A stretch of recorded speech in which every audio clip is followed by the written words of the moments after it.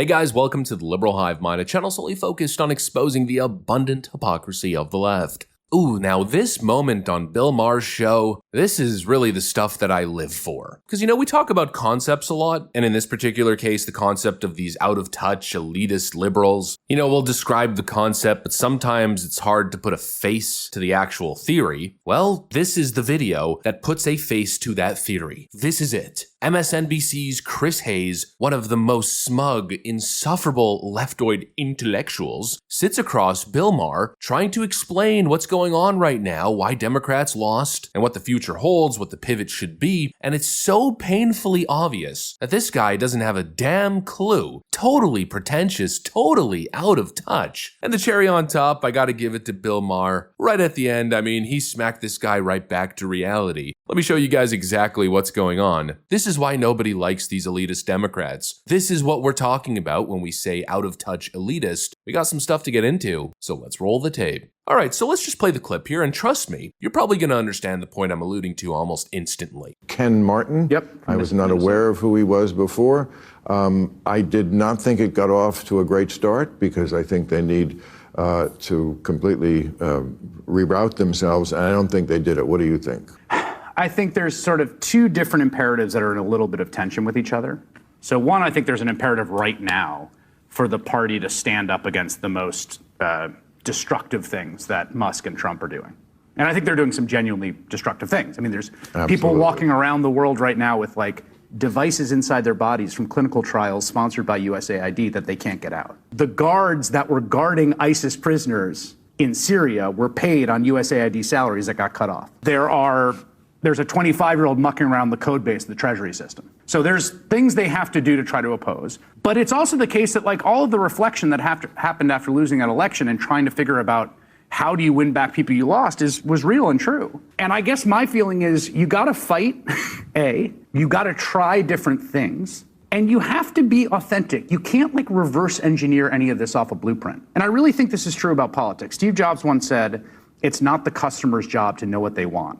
It's our job. And you couldn't have reverse engineered Barack Obama off of George W. Bush. And you couldn't have reverse engineered Donald Trump off of Barack Obama. What happens in the end of an election is everyone sifts through the data and they come up with their perfect, their plan based on, well, this worked and with this group and we got to tack here and there.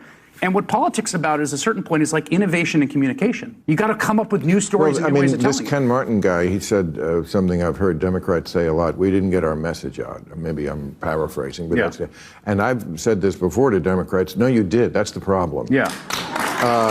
You did get your message out, and people don't like the message. This is peak leftist academia in action. They love to talk in endless, overcomplicated sentences, dressing up their word salad nonsense as if it's this profound, intricate, insightful point. But if you strip away all of the fluff, what are you left with? In my opinion, a guy who sounds smart to idiots, but really has no common sense and isn't saying anything of value or isn't saying anything at all. He just went on and on with all of these different points. It all sounded so great and fancy, but he said nothing. And really, I just think he was affirming Democrat delusions, just trying to feed into left-wing bias. He immediately pivoted to the USAID scandal, cherry-picking 2 or 3 small details that could possibly sound negative, while ignoring the hundreds of millions of dollars in wasted taxpayer dollars on absolute clownery, like funding Sesame Street in Iraq. The Democrats' corruption is currently being exposed on an unprecedented scale, and this guy clearly is trying to gaslight the American people in defense of deep state corruption. That's really the only actual point that I gathered from what he was saying. It was nothing but copium. But then the rest, it felt like a big word salad to basically tell Democrats everything's going to come back in our lap eventually. We don't have to look at ourselves and change anything. One thing's obvious to me. Democrats have abandoned reality and instead have become obsessed with narratives and messaging. They don't govern, they don't solve problems, they don't even tackle problems or discuss problems openly and honestly. They don't listen to the people, they just lecture. And in this case, I think the messaging angle was an attempt to manipulate language to make their failures sound like victories, and boy did it backfire. And it's funny how easy it was for Bill Maher to reinsert some common sense and reality into the conversation, to hit this guy with a reality check. It took only a couple words. Chris Hayes went on this long diatribe trying to inject all kinds of nuance into the conversation, right? Oh, actually, it's a very nuanced problem. Oh, actually, there's a lot of nuance. And Maher stood there listening to all that and just responded with, I don't know what the hell you're talking about. Democrats had horrible messaging, and that needs to change. And he's totally right. I mean, he's staring it in the face. These people have completely lost touch with reality. But instead of learning anything, people like Hayes and these other elitist Democrats are just going to try to rebrand and gaslight. And of course, confuse with their overly complicated frickin' rhetoric. You are the problem. It's you. I think that's really what Bill Maher was trying to say, and he's not the only one. John Fetterman's signaling a very similar message. Why is the Democratic Party viewed as toxic by so many? Like, even people inside the party acknowledge that.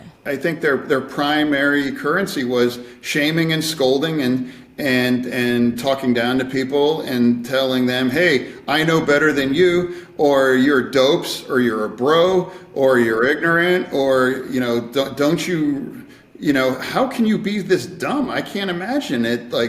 And then, by the way, they're fascists. How can you vote for that? And, when you're in a state like Pennsylvania, I know and I love people that voted for Trump, and they're not fascist. They don't support insurrection and those things. And if you go to an extreme and you become a boutique kind of a proposition, then you're going to lose the argument, and then we have done that. But they obviously don't get it, and they're trying to gaslight us into thinking that actually we're the problem. Yeah, all the people who voted for Donald Trump and Elon Musk, they're now all realizing how much of a mistake it was. No, not even close. What an absolute farce. I mean, after getting absolutely demolished in this election, after watching their party collapse into irrelevance, they still refuse to take any responsibility. They don't admit that they back terrible policies, like funding transgender surgeries for illegal immigrant inmates. They don't acknowledge that they ignored voters' concerns. Instead, they're just trying to talk circles and craft a new message to walk their way out of this disaster. They're hoping that they could dress up their failures in fluffy words and that eventually people will just magically forget and eventually come back to their side. I don't know. I don't think that's happening, especially considering the demographic shift. Gen Z voters are turning out to be possibly the most conservative young generation.